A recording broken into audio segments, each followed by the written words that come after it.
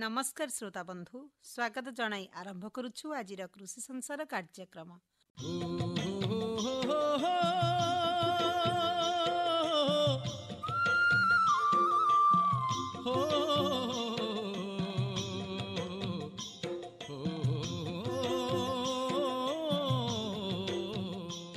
श्रोता बंधु आमे हेले चाषी बंदी लोक एई बैठक घरे चाषबास विषय दीपद कथा न हेले ए मनटा कण बुझिब सेइथिपाई तरबर होई आसीछि दीपद कथा हवा पाई।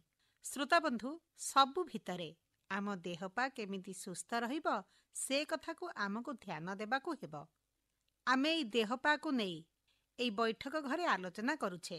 केते विशेषज्ञ आसी देहपा को सुस्थ रखिबा पाई आवश्यक पौष्टिक आहार संपर्क रे आलोचना करिछंती।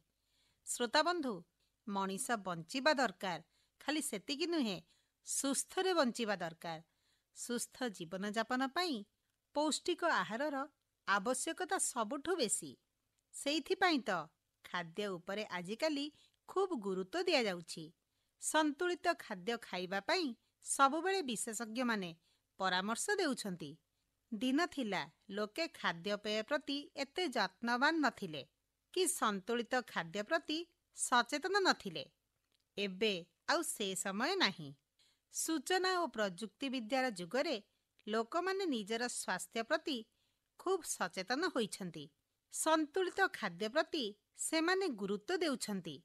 देह को आवश्यक पड़ुथुबा पुष्टिसार, स्नेहसार, श्वेतसार प्रभृतिर पूरण पाई आवश्यक खाद्य खाउछंती। पुष्टि शस्य जातीय खाद्य जाहाको इंग्राजी रे मिलेट कुहा जाउछि। एई सबु खाद्य भितरे रहिछि मांडिया, सुआ, कोदो, कांगू, जौ, बाजरा, चिन्ना, खीरा। एसबु को दिन थिला लोके गरीबर खाद्य बोली विचार करुथिले। हेले एबे शरीर पाई आवश्यकता को बुझी एई पुष्टि शस्य जातीय खाद्य को प्रतिदिन खाद्य रे शामिल करा जाउछि।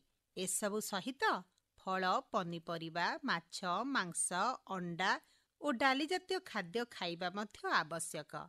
हाँ श्रोता बंधु, निरोग और उत्तम स्वास्थ्य पाई पौष्टिक खाद्य खाइबा निहाती आवश्यक। श्रोता बंधु एमिति तो कथा होउथिले कथा सरीबनी। एबे आसंतु भजनटिए सुनिबा तापरे कथा हबा। कह किए न जाने, कह किए न माने, बड़ सामंत पणी विजे जगारे, बड़ सामंत पणी विजे जगारे। कहता ठारू किए तिनी पुरे जिए, बोलाउ अछि सिए बड़ ठाकुरे, बोलाउ अछि सिए बड़ ठाकुरे।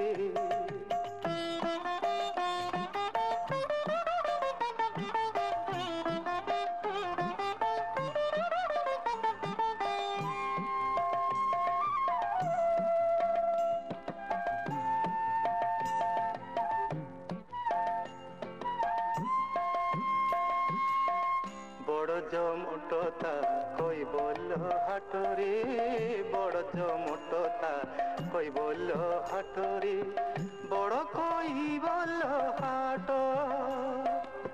भक्तंक भिड़े किए अबा छाड़े, भक्तंक भिड़े किए अबा छाड़े, जीवाकु काहाकु बाट। बसंती ब्रह्मा शंकर गुणगारी माताहार, बसंती ब्रह्मा शंकर गुणगारी माताहार। श्रीमंदिर परी अछि काहि रे,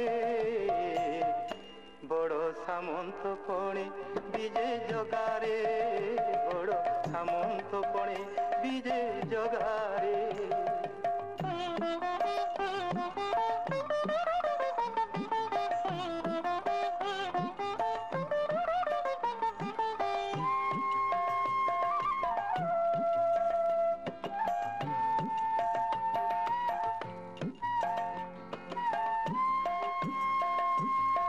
बड़ प्रसादता महाप्रसाद रे, बड़ प्रसादता महाप्रसाद रे। ପାଇଥାରେ ପାଇଥା କୋଟି କୋଟି ଜନ୍ମ ପୁଣ୍ୟ ଫଳକୁ କୋଟି କୋଟି ଜନ୍ମ ପୁଣ୍ୟ ଫଳକୁ ସାଇତାରେ ସାଇତା ବଡ଼ ସାନ ନାହିଁ ଭେଦ ଚଣ୍ଡାଳ ବ୍ରାହ୍ମଣ ଶୂଦ୍ର ବଡ଼ ସାନ ନାହିଁ ଭେଦ ଚଣ୍ଡାଳ ବ୍ରାହ୍ମଣ ଶୂଦ୍ର ଶ୍ରୀଚରଣ ତଳେ ସବୁ କ୍ଷମାରେ ବଡ଼ ସାମନ୍ତ ପଣି ବିଜେ ଜଗାରେ ବଡ଼ ସାମନ୍ତ ପଣି ବିଜେ ଜଗାରେ କହତା ଠାରୁ କିଏ ତିନି ପୁରରେ ଯିଏ ବୋଲାଉଅଛି ସିଏ ବଡ଼ ଠାକୁରେ ବୋଲାଉଅଛି ସିଏ ବଡ଼ ଠାକୁରେ କହ କିଏ ନ ଜାଣେ କହ କିଏ ନ ମାନେ ବଡ଼ ସାମନ୍ତ ପଣି ବିଜେ ଜଗାରେ ବଡ଼ ସାମନ୍ତ ପଣି ବିଜେ ଜଗାରେ। ଶ୍ରୋତା ବନ୍ଧୁ, ଭଜନ ତ ଶୁଣିଲେ ନିଶ୍ଚୟ ଭଲ ଲାଗିଥିବ ଆଉ ମନ କର୍ଣ୍ଣ ପବିତ୍ର ହୋଇଥିବ। ଶ୍ରୋତା ବନ୍ଧୁ, ଯୋଉ କଥା ଟିକିଏ ପୂର୍ବରୁ କଥା ହଉଥିଲେ ଏଇ ଦେହପାର କଥା ମ ଶରୀରକୁ ସୁସ୍ଥ ଓ ନିରୋଗ ରଖିବା ପାଇଁ କାହାର ଇଚ୍ଛା ନଥାଏ କହିଲେ? ହେଲେ କଥାରେ ପରା ଅଛି ଶରୀର ରୋଗ ମନ୍ଦିରମ୍, ରକ୍ତ ମାଂସର ଦେହ ଅଛି ତ ରୋଗ ଅଛି।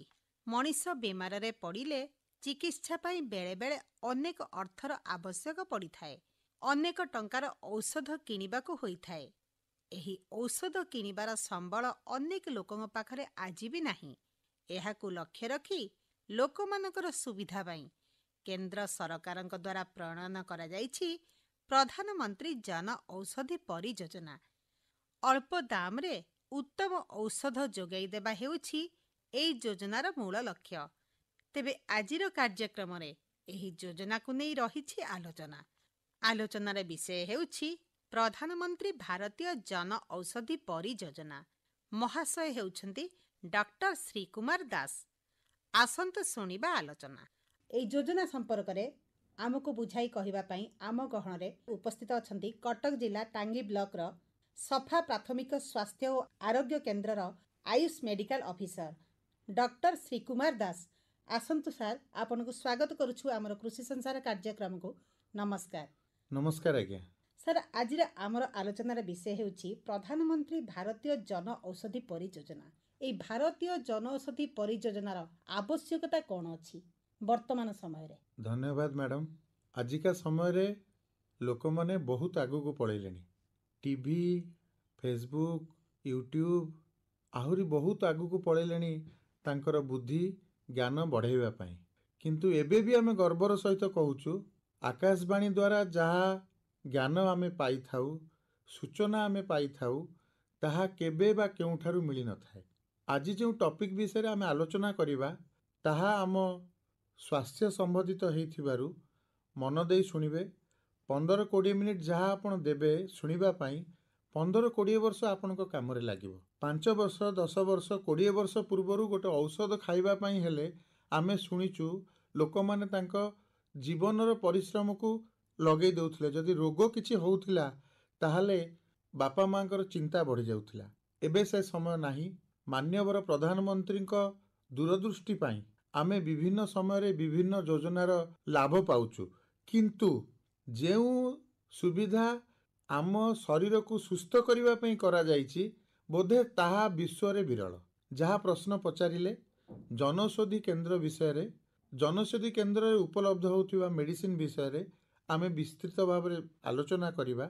ସଂକ୍ଷେପରେ ଆପଣଙ୍କୁ କହିବି, ଯାହା ମାର୍କେଟରେ ଆଗରୁ ମିଳୁଥିଲା ସମସ୍ତ ଔଷଧ, ସର୍ଜିକାଲ ଇନଷ୍ଟ୍ରୁମେଣ୍ଟ, ଇନ୍ସୁଲିନ୍, ସମସ୍ତ ରୋଗର ସମସ୍ତ ଔଷଧକୁ ଲୋକଙ୍କ ପାଖରେ ସରଳ, ସୁବିଧା ଓ ବହୁତ କମ୍ ମୂଲ୍ୟରେ, 70-80% କମ୍ ମୂଲ୍ୟରେ ଯଦି କିଏ ପହଞ୍ଚେଇଛନ୍ତି ତାହେଲେ ଆମ ଭାରତ ସରକାର ଏବଂ ମାନ୍ୟବର ପ୍ରଧାନମନ୍ତ୍ରୀ ପହଞ୍ଚେଇଛନ୍ତି। ଆଉ ଗୋଟେ କଥା କୁହନ୍ତୁ, କେଉଁ କେଉଁଠାରେ ଭାରତୀୟ ଜନଔଷଧି କେନ୍ଦ୍ର ଅଛି ଓ କେଉଁ କେଉଁ ପ୍ରକାର ଔଷଧ ଉପଲବ୍ଧ ଅଛି ସେଥିରେ? ଆପଣ ପ୍ରଥମେ ଜାଣନ୍ତୁ ଜନୌଷଧି କେନ୍ଦ୍ର କୋଉମାନେ କରିପାରିବେ। ଆଜ୍ଞା। ଅର୍ଥାତ୍ ଆପଣ ଚାହିଁବେ ମୁଁ ଗୋଟେ ଜନୌଷଧି କେନ୍ଦ୍ର କରିବି, ଆପଣ କରିପାରିବେ କି? ଗୋଟେ ଗାଁ ଗହଳିର ସାଧାରଣ ଲୋକଟିଏ କରିପାରିବ କି? ନାହିଁ। ଯେମିତି ଆପଣ ଜଣେ ଚିକିତ୍ସକ ପାଖକୁ ଯାଉଛନ୍ତି ଔଷଧ ଆଣିବା ପାଇଁ, ସେମିତି ଜଣେ ରେଜିଷ୍ଟ୍ରେଡ ଡକ୍ଟର, ରେଜିଷ୍ଟ୍ରେଡ ପ୍ରାକ୍ଟିସନର ବା ଜଣେ फार्मासी डिग्री करथिबा लोक ही जनौषधि केन्द्रर स्थापन करबा पई ताकू सरकार से सुजोग देबे। तेणु आपण प्रथमे जानतु जने बी फार्मा और डी फार्मा बा रेजिस्टर्ड डॉक्टर अप्लाई करि परिबे जनौषधि केन्द्र पई। एवं द्वितीय कथा आपण जहाँ कहिले केउ केउठारे हेई परिबो एक्जाक्ट फिगर मु आपनको देई परिबिनी, किंतु प्रत्येक सहर रे एमती कौनसी सहर भारत वर्ष रे नाही। गोटे गोटे सहर रे 5-7टी जनौषधि केन्द्र मध्य हेई गलानी।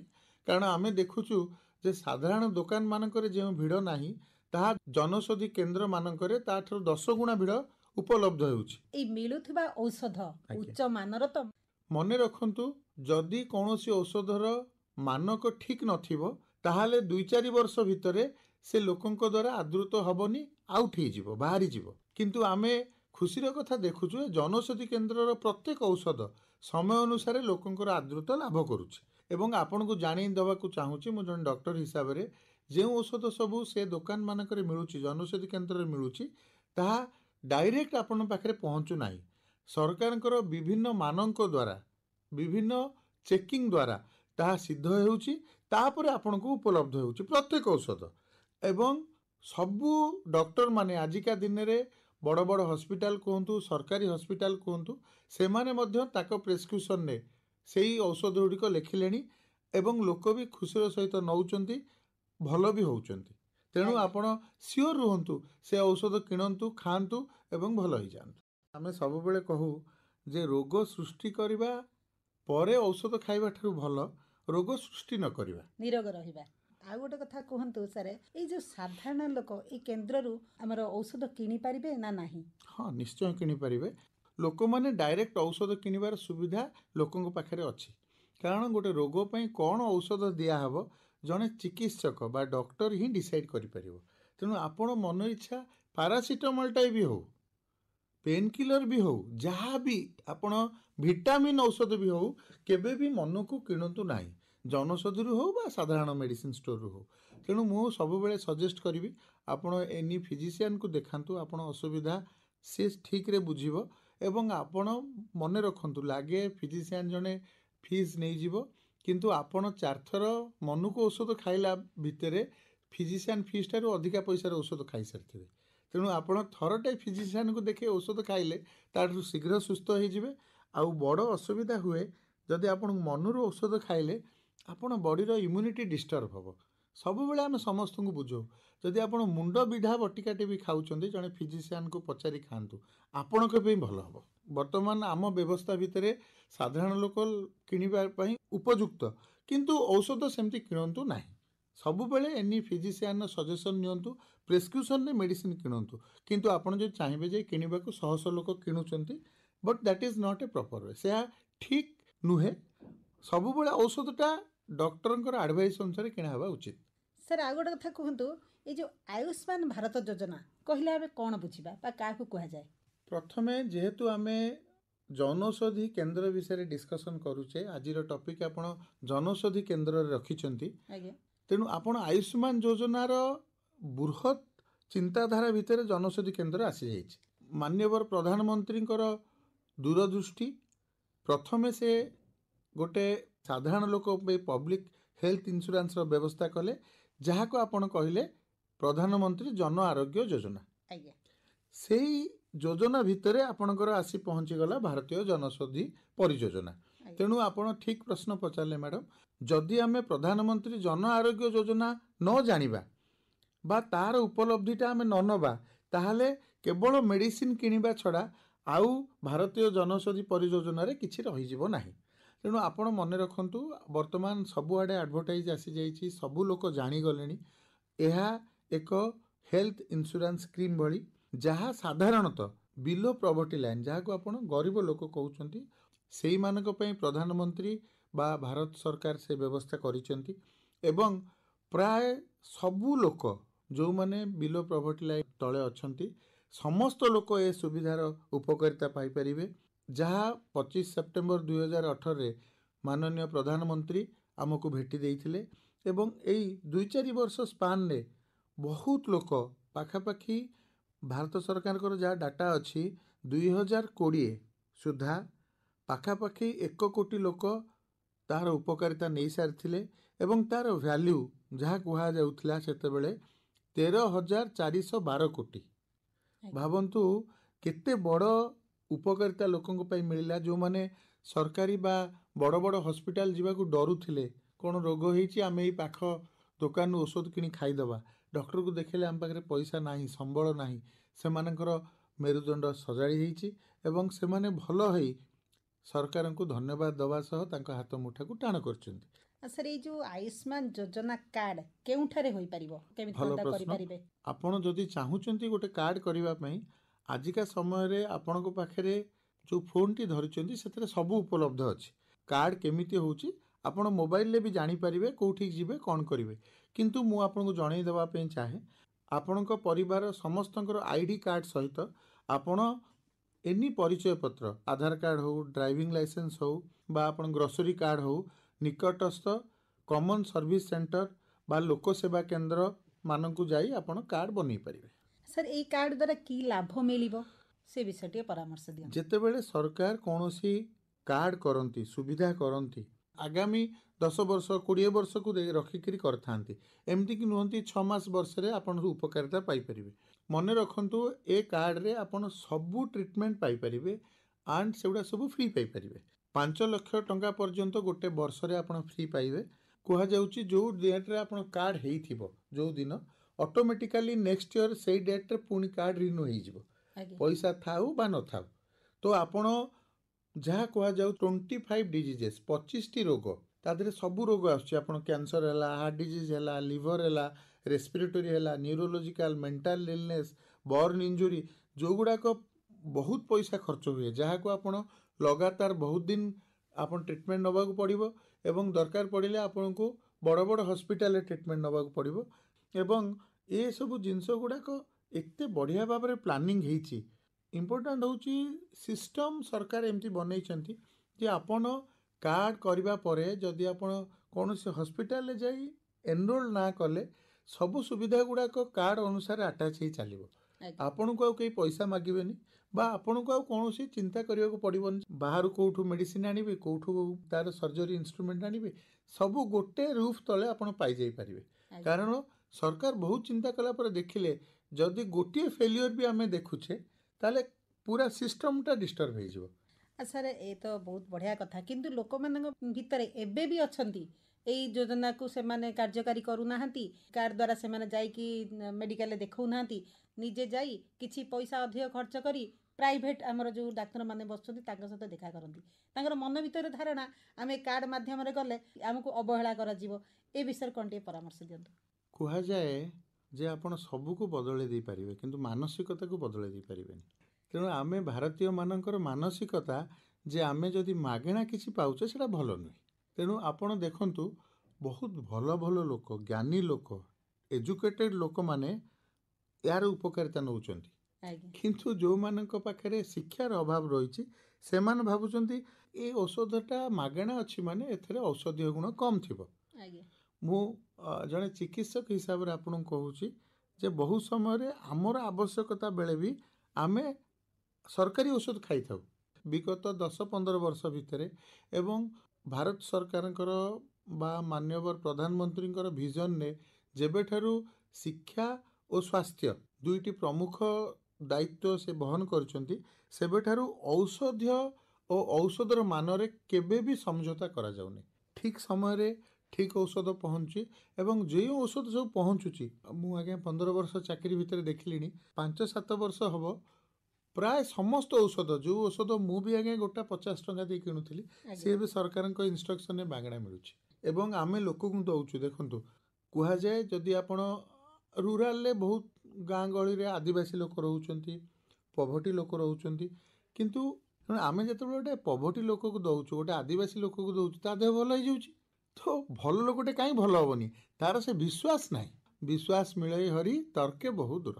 ସାର୍ ଆଉ ଗୋଟେ କଥା କୁହନ୍ତୁ, ଏଇ ଜନଔଷଧି ପରିଯୋଜନା ପୂର୍ବରୁ ଓ ପରେ ଜନସାଧାରଣ କି ଲାଭ ହୋଇଛି ସେ ବିଷୟ ଟିକେ ପରାମର୍ଶ ଦିଅନ୍ତୁ। ଆପଣ ଗାଁରେ ରୁହନ୍ତୁ ବା ସହରରେ ରୁହନ୍ତୁ, ବିଗତ 5-7 ବର୍ଷ ଭିତରେ ସବୁ ସେକ୍ଟରରେ ଆପଣ ରାସ୍ତା କୁହନ୍ତୁ, ପରିବେଶ କୁହନ୍ତୁ, ଲାଇଟ୍ କୁହନ୍ତୁ, ଖାଦ୍ୟ କୁହନ୍ତୁ, ସବୁଥିରେ ଉନ୍ନତି ହେଇଛି। କେବଳ ମନୋବୃତ୍ତିରେ ଟିକେ କମି ହେଇଯାଇଛି। ଆଉ ସବୁ ସରକାର ଡେଭଲପ୍ କରିଦେଲେଣି। ସବୁ ମେଡ଼ିସିନ୍ ସେ ସ୍ପେଶିଆଲି ସବୁ ମେଡ଼ିକାଲରେ ସମସ୍ତ ଜିନିଷ ଖାଲି ମେଡ଼ିସିନ୍ ନୁହେଁ, ଟେଷ୍ଟିଂ, ଲୋକ ଫ୍ୟାସିଲିଟିଜ୍, ୱେଟିଂ, କୌଣସି ହସ୍ପିଟାଲରେ ଅପରେସନ୍ ହେଉଛି ସେ ବେଡ୍, ଆପଣ ସବୁ ଜିନିଷର ଡେଭଲପମେଣ୍ଟ ହେଇଛି।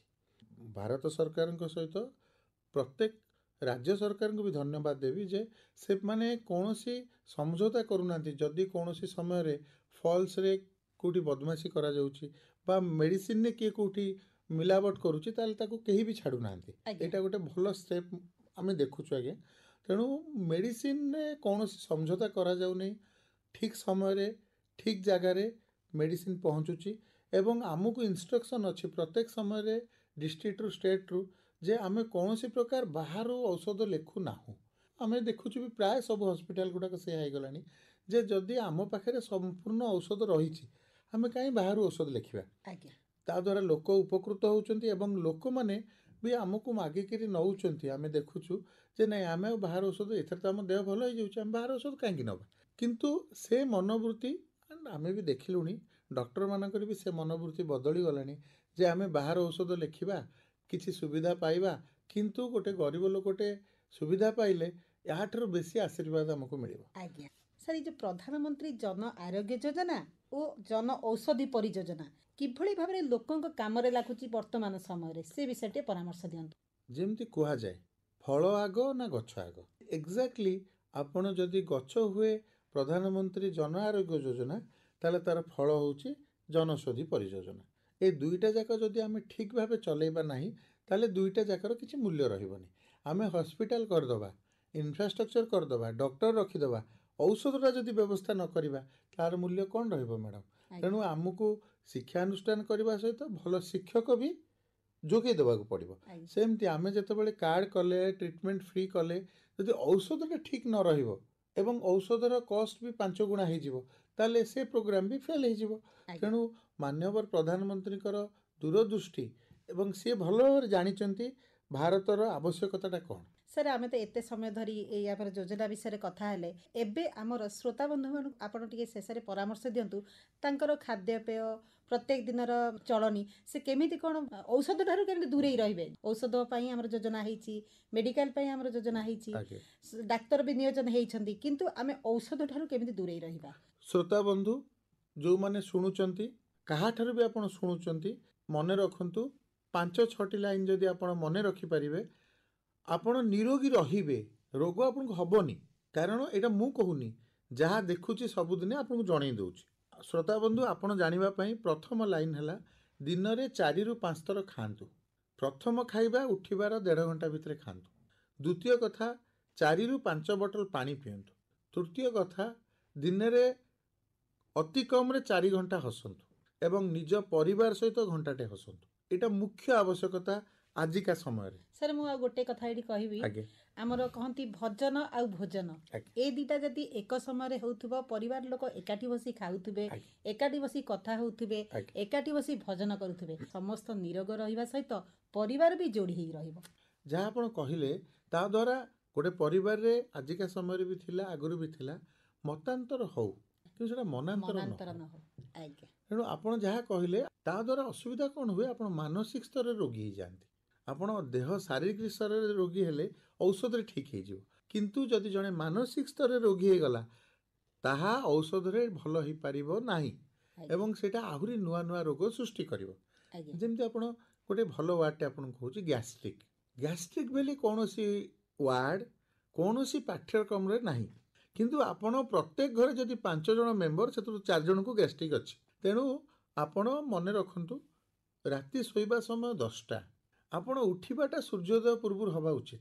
ଆପଣ 8 ଘଣ୍ଟା ଶୋଇବେ, ଦିନଟା 24 ଘଣ୍ଟା, ଆପଣ 8 ଘଣ୍ଟା ଆପଣ ନିତ୍ୟକର୍ମ କରିବେ, ବୁଲିବେ, ଖାଇବେ, ଟିଭି ଦେଖିବେ, ଆଉ 8 ଘଣ୍ଟା ଆପଣ ସର୍ଭିସ୍, ପାଠ ପଢ଼ିବେ, ଯାହା ବି ଯିଏ ଯାହା କରୁଛି କରିବ। ଆଉ ଯେଉଁ 8 ଘଣ୍ଟା ରହିଲା ଆପଣ ତାକୁ କେବଳ ଶୋଇବାରେ ଲଗେଇବେ। ଏବେ ଗୋଟେ ଜର୍ନାଲ ଆସିଲା USAରୁ ଯେ ଯିଏ 7 ଘଣ୍ଟା ପୂର୍ବରୁ ଆଲାରାମ ଦେବ ସେ ରୋଗକୁ ନିମନ୍ତ୍ରଣ କରିବ। ଆପଣଙ୍କ ଦେହ, ଆପଣ କେବେ ମୁଁ ରାତି 2ଟାରେ ଶୋଇବି, ଦିନ 8 ଘଣ୍ଟା ହେଲେ 10ଟାରେ ଉଠିବି, ହେଇପାରିବନି। ଜଣେ ଆମକୁ ଜଗିଛନ୍ତି, ଆମେ ତାଙ୍କୁ ସୂର୍ଯ୍ୟ ଦେବତା କହୁଛୁ, ସିଏ ଉଠିବା ସମୟରେ ଆମକୁ ଉଠିବାକୁ ପଡ଼ିବ। ତେଣୁ ଆପଣ ଶୋଇବା ସମୟକୁ ଫିକ୍ସ ରଖିବେ, ଉଠିବା ସମୟ ଫିକ୍ସ ରଖିବେ। ମାନ୍ୟବର ପ୍ରଧାନମନ୍ତ୍ରୀ ଯୋଗ ପ୍ରାଣାୟାମକୁ ବହୁତ ମାତ୍ରାରେ ସାରା ଭାରତରେ କ'ଣ ପୃଥିବୀରେ ବିକାଶ କରିଦେଲେଣି। ବଟ୍ ଏଇଟା 10,000 ବର୍ଷ ହେଲାଣି ଆମ ସାଙ୍ଗରେ ଅଛି। ଏଇଟା କିଛି ନୂଆ ଜିନିଷ ନୁହେଁ। କିନ୍ତୁ ଆପଣ ବ୍ୟାୟାମ କରିବେ, ଯୋଗ କରନ୍ତୁ, ପ୍ରାଣାୟାମ କରନ୍ତୁ, ତା ସହିତ ବ୍ୟାୟାମ କରନ୍ତୁ। ଆମେ କ୍ଲାସ୍ 8, 9, 10 ପର୍ଯ୍ୟନ୍ତ ଶନିବାର ସକାଳେ ଗୋଟେ ପରେଡ୍ କରୁଥିଲେ, ମନେ ପକାନ୍ତୁ। ଯଦି ଆପଣ 15-20 ମିନିଟ୍ ସେଇ ପରେଡ୍ କରୁଛନ୍ତି ଆଜ୍ଞା, ଆପଣ ଦେଖିବେ ଆପଣଙ୍କର ଆଉ କୌଣସି ଆବଶ୍ୟକତା ନାହିଁ ଏକ୍ସରସାଇଜ୍ର। ତେଣୁ ଇଏ ସବୁକୁ ଲାଇଫ୍ରେ ଆଡ଼୍ କରନ୍ତୁ। ଆଉ ମୋଷ୍ଟ ଇମ୍ପୋର୍ଟାଣ୍ଟ ଗ୍ରୀନ୍ ଭେଜିଟେବୁଲ୍ ଖାଆନ୍ତୁ। ମନେ ରଖନ୍ତୁ, ଆପଣ ଯେତେ ଚୋବେଇବେ ସେତେ ଆପଣଙ୍କର ଡାଇଜେଷ୍ଟିଭ୍ ସିଷ୍ଟମ୍ ଠିକ୍ ରହିବ। ତେଣୁ ପ୍ରତ୍ୟେକ ଦିନ କଞ୍ଚା ପରିବା ନିଅନ୍ତୁ, ସେଉ, କଦଳୀ, ପିଜୁଳି ଚୋବେଇକିରି ଖାଆନ୍ତୁ। ସେଗୁଡ଼ାକ ଆପଣଙ୍କୁ ନିରୋଗୀ ରଖିବ, ସିଷ୍ଟମ୍କୁ ଠିକ୍ ରଖିବ। ଇଏ ସବୁକୁ ଆପଣ ଯଦି ମାନିବେ, ସିଷ୍ଟମ୍ ରହୁଛି, ଡକ୍ଟର ଅଛନ୍ତି, ସବୁବେଳେ ସରକାର ସଚେତନ ଅଛନ୍ତି, କିନ୍ତୁ ନିରୋଗୀ ରହିବା ଦାୟିତ୍ୱ କେବଳ ଆପଣଙ୍କର। ସାର୍ ଅତି ସୁନ୍ଦର ଭାବରେ ଆମର ଯୋଜନାକୁ ବୁଝାଇ କହିଦେଲେ। ଆମର ଯେଉଁ ଆଜିର ଯୋଜନା ପ୍ରଧାନମନ୍ତ୍ରୀ ଭାରତୀୟ ଜନ ଔଷଧି ପରିଯୋଜନା, ତା ସହିତ ଆମେ ଆୟୁଷ୍ମାନ ଯୋଜନା, ଏଇ ଦୁଇଟି ବିଷୟରେ ଆମେ କଥା ହେଲେ। ଡକ୍ଟର ଦାସ, ଆପଣଙ୍କୁ ଆମ ଅନୁଷ୍ଠାନ ତରଫରୁ ବହୁତ ବହୁତ ଧନ୍ୟବାଦ। ନମସ୍କାର। ନମସ୍କାର ଆଜ୍ଞା।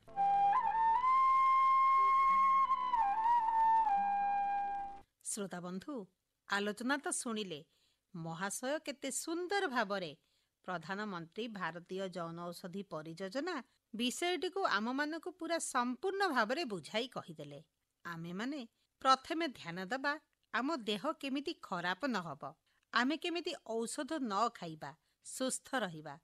ଆଉ ଯେତେବେଳେ ଦେହ ପା ଟିକେ ଖରାପ ହେଉଛି ନା, ଆମେ ଡାକ୍ତରଙ୍କ ପରାମର୍ଶ ଅନୁସାରେ ଜନ ଔଷଧି କେନ୍ଦ୍ରରୁ ଔଷଧ କିଣିବା।